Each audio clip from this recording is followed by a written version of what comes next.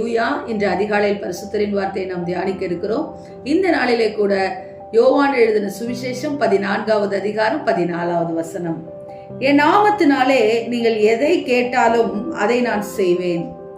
ஆம் தேவஜனமே, இயேசு என்ற நாமத்தினால் நாம் எதை கேட்டாலும் அதை நமக்கு செய்கிற தேவனாய் அவர் இருக்கிறார்.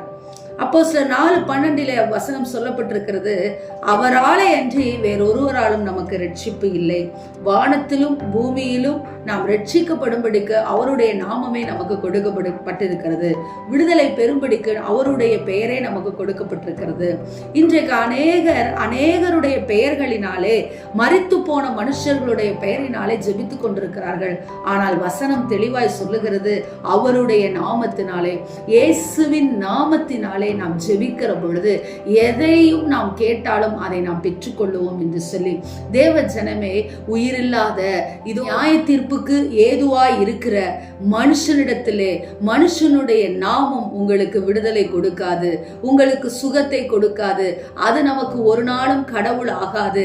மாறாக வானத்தையும் பூமியையும் படைத்து பூமியில் உள்ள சகல ஜீவராசிகளையும் படைத்த கர்த்தரே தேவனாய் இருக்கிறபடினாலே, அவருடைய நாமமே நமக்கு கொடுக்கப்பட்டிருக்கிறபடினாலே அவரை நோக்கி நாம் பார்ப்போம். ஆம் தேவ ஜனமே, பர்த்திமேயு குருடன் எப்படி தேவனை நோக்கி கூப்பிட்டான். இதோ தாவீதின் குமாரனே எனக்கு இரங்கும் என்று சொல்லி அவன் கூப்பிட்ட பொழுது அவர் கண்களை திறந்தார் அல்லவா.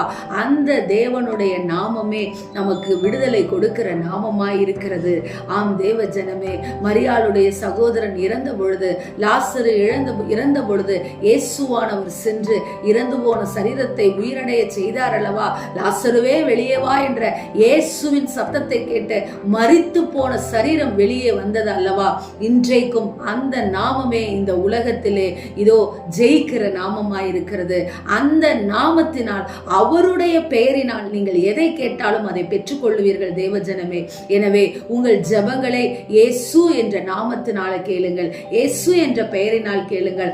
அவரே நமக்கு விடுதலை கொடுக்கிறவர், அவரே நம்மை சுகமாக்குகிறவர், அவரே நம் மரணத்தை மாற்றி போடுகிறவர், அவரே நம் கண்ணீரை துடைக்கிறவர்.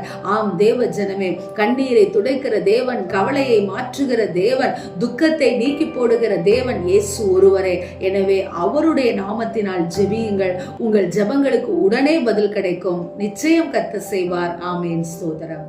எங்களை நேசிக்கிற எங்கள் நல்ல தகப்பனே, இந்த நாளிலே எங்களுடைய ஜெபங்களை ஆண்டவரே ஸ்தோத்திரம் அப்பா, உம்முடைய நாமத்தினால் நாங்கள் செய்து ஜெயத்தை பெற்றுக்கொள்ளுகிறவர்களாய் இருக்க எங்களுக்கு கிருபை கொடுங்க. மனிதர்களோ அழிந்து போகிற சரீரத்தை உடைய எந்த ஜீவராசிகளிடத்திலும் எங்கள் ஜெபத்தை நாங்கள் ஏறெடுக்காதபடிக்கு இயேசு என்ற நாமத்தில் நாங்கள் ஜெபத்தை ஏறெடுத்து வெற்றியை பெற்றுக்கொள்ள எங்களுக்கு கிருபை கொடுங்கன்னு சொல்லி ஜெபிக்கிறோம் நல்ல பிதாவே. Amen. Praise the lord. Hallelujah.